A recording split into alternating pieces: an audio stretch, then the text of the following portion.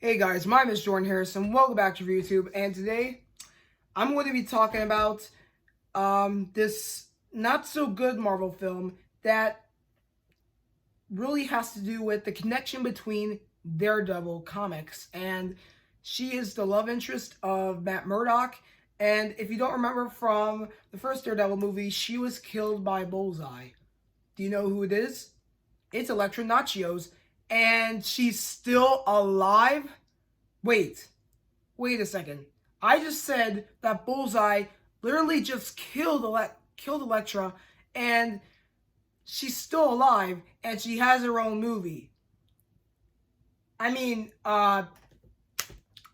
this is pretty much a bit confusing because we just had a Marvel film that has to do with a dead superhero, and that's Black Widow. I mean, you last saw her in Avengers Endgame when she fell off the cliff to give Hawkeye the Soul Stone, and then in this year we have the official Black Widow movie that takes place before Avengers Endgame, and in this movie it takes place after the Daredevil film, so this movie is not an origin story. This is a continuing movie setting where it's after the events of the Daredevil film, and we're going into the storyline where Elektra is going after a ninja assassins and unknown villains that I barely know in the comics, and this makes zero sense, and that's why this movie really got a bad rating. I mean, I'm not gonna lie. I would agree with Rotten Tomatoes when I just saw that the rating they gave the movie was 11%.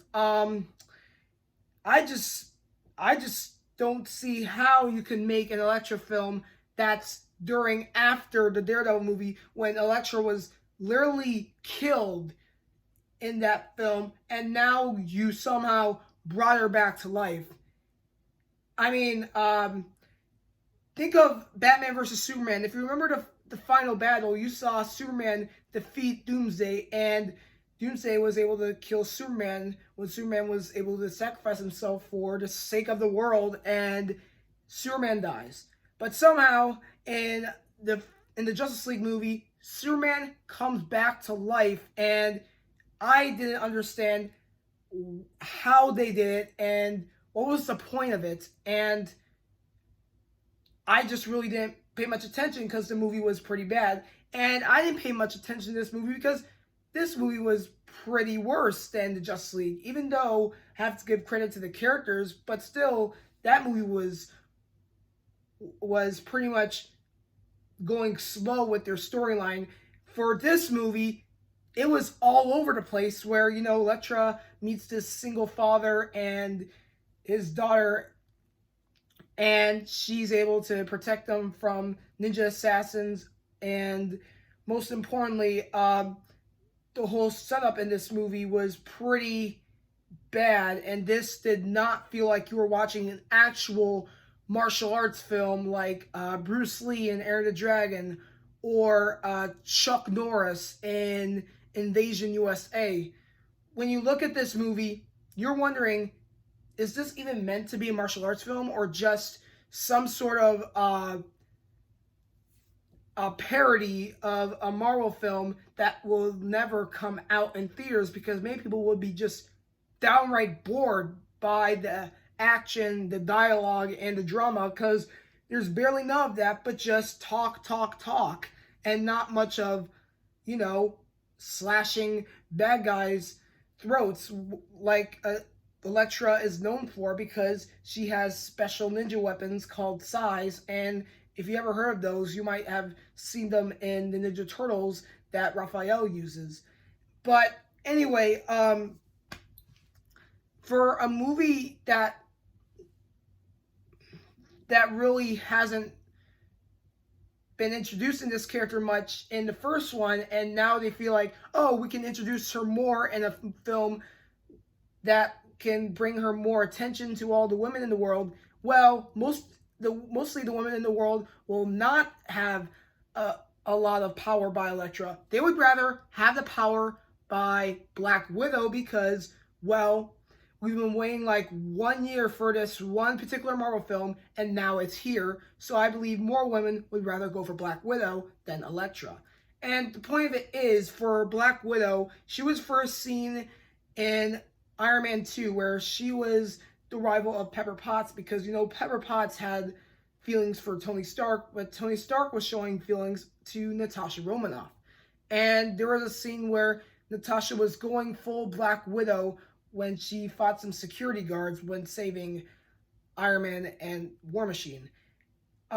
We saw her in Civil War where she was able to, not choose a side, but rather do what's right in her own way, because she feels like if she's on one side, she's going to might go on the other side because she's going to feel even worse than she thought of if she doesn't pick one side. And that was, well, she changed sides from the government to Captain America's side because she knew Captain America well, and she thinks he could have a chance at succeeding something.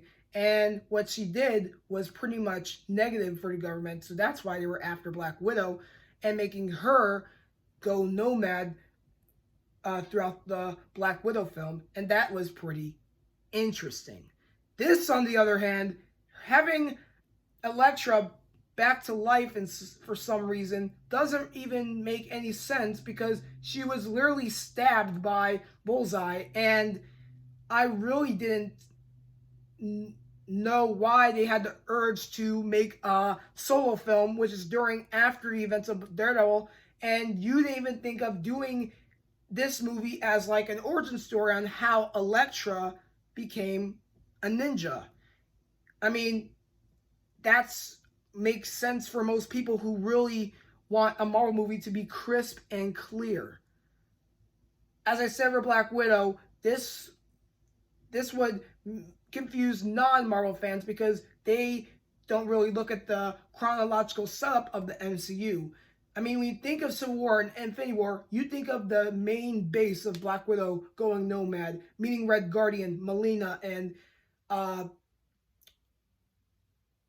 Yelena, and most of all, trying to stay away from the evil Taskmaster and Dreykov.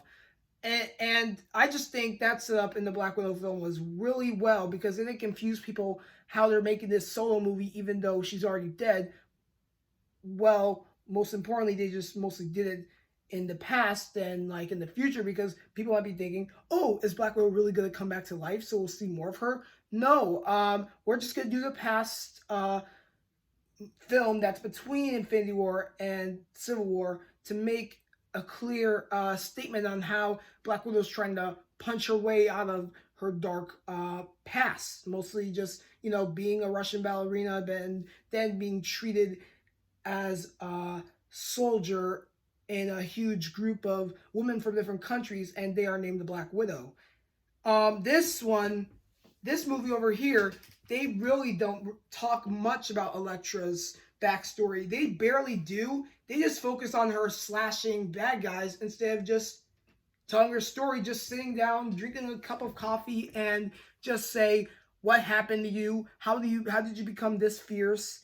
And, well, she became a ninja from the help of an old man named Styx. Yeah, that's the same martial arts master that Daredevil was taught by, and that's what made him into a superhero. And Styx made Elektra into a superhero. Even though she doesn't have any superhuman senses, she still has the agility and strength of a ninja, just like Daredevil does. And the reason why I'm comparing the Black Widow movie and this movie is because we barely see these Marvel women who have their own spotlight. I mean, we have the movie like Captain Marvel, but I'm trying to compare Marvel characters who may have the same struggles, may have the same strengths and abilities that character has. Like for Elektra and Black Widow, they know martial arts.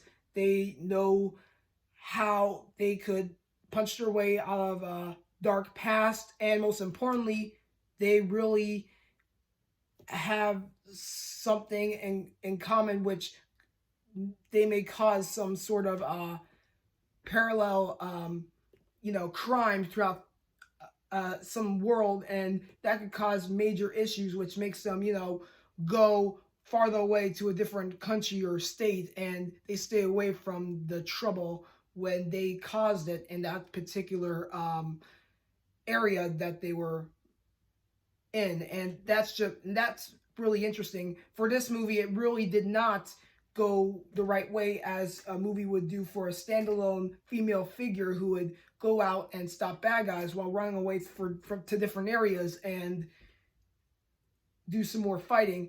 This really just didn't go much far with its storyline, but mostly focused on the fighting, making things feel like, oh, this is an amazing action movie. Well, let's go over to Black Widow on the other hand, because they really did more of this sci-fi drama and thriller themes, including its amazing action sequences, a lot of good fight scenes. It's just super glorious. But in this one, it really lacked it, but mostly just talked and fight. Talked, then fight, talked, then fight. It just kept going on and on and on.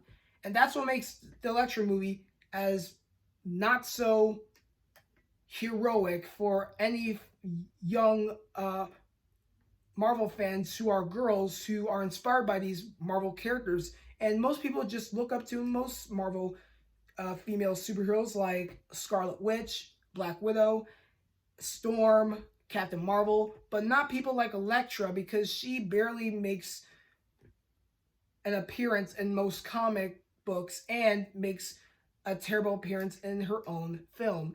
And this is a review of Elektra. Anyway, as always, please give me a thumbs up, subscribe my channel, go on the notification bar, do not want to miss a video I post, and if you're interested in watching the movie, enjoy watching Elektra, which I did not enjoy, because it didn't really inspire women to have girl power. It barely did.